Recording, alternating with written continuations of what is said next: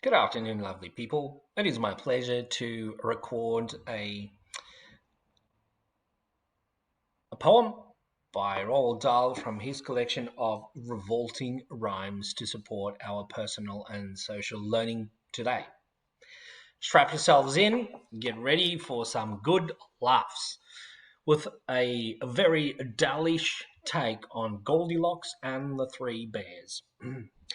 This famous wicked little tale should never have been put on sale. It is a mystery to me why loving parents cannot see that this is actually a book about a brazen little crook. Had I the chance, I wouldn't fail to clap young Goldilocks in jail.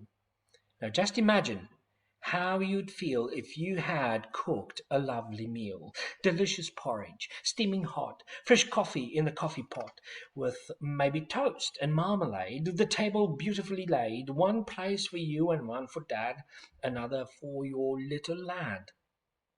Then Dad cries, "Golly gosh, gee whiz, oh cripes, how hot this porridge is.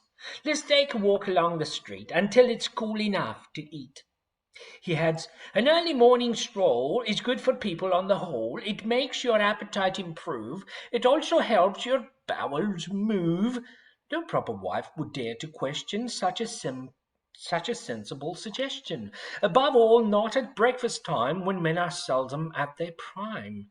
No sooner are you down the road than Goldilocks, that little toad, that nosy thieving little louse, comes sneaking in your empty house. She looks around, she quickly notes 3 bowls brimful of porridge oats, and while still standing on her feet, she grabs a spoon and starts to eat. I say again, how would you feel if you had made that lovely meal and some delinquent little tot broke in and gobbled up the lot? But wait, that's not the worst of it. Now comes the most distressing bit. You are, of course, a house-proud wife, and all your happy married life you have collected lovely things like gilded cherubs wearing wings and furniture by Chippendale bought at some famous auction sale. But your most special valued treasure, the piece that gives you endless pleasure, is one small children's dining chair. Elizabethan, very rare. It is in fact your joy and pride, passed down to you on Grandma's side. But Goldilocks, like many freaks, does not appreciate antiques. She doesn't care, she doesn't mind, and now she plonks her fat behind upon this dainty precious chair, and crunch! It's bust beyond repair. A nice girl would at once exclaim, "Oh dear, oh heavens, what a shame!" Not Goldie. She begins to swear. She bellows, "What a lousy chair!" and uses one disgusting word that luckily you've never heard. I dare not write it, even hint it. Nobody would ever print it. You'd think by now this little skunk would have the sense to do a bunk. But no, I very much regret she hasn't nearly finished yet.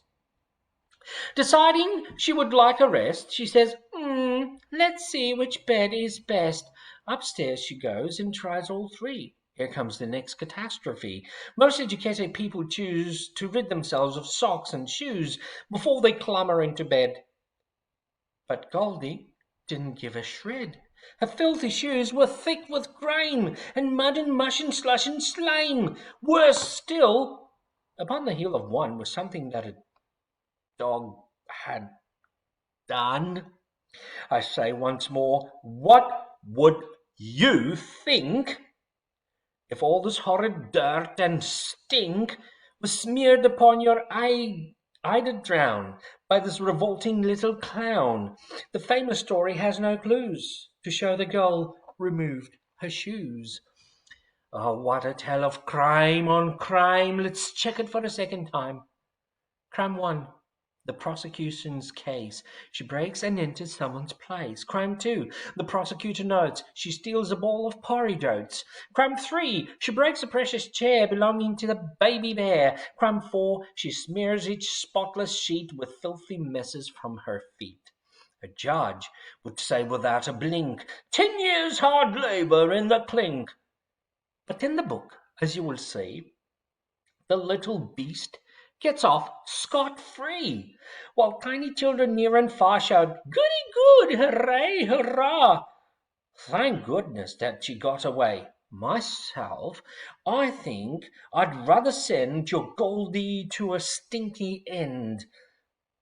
"Oh, Daddy," cried the baby bear, "my porridge gone. It isn't fair." "Then go upstairs," the big bear said. "Your porridge is upon the bed. But as it's inside, mademoiselle, you'll have to eat her up as well." And that's the end of Roald Dahl's take on Goldilocks. What a funny twist. I hope you've enjoyed it. Bye-bye for now.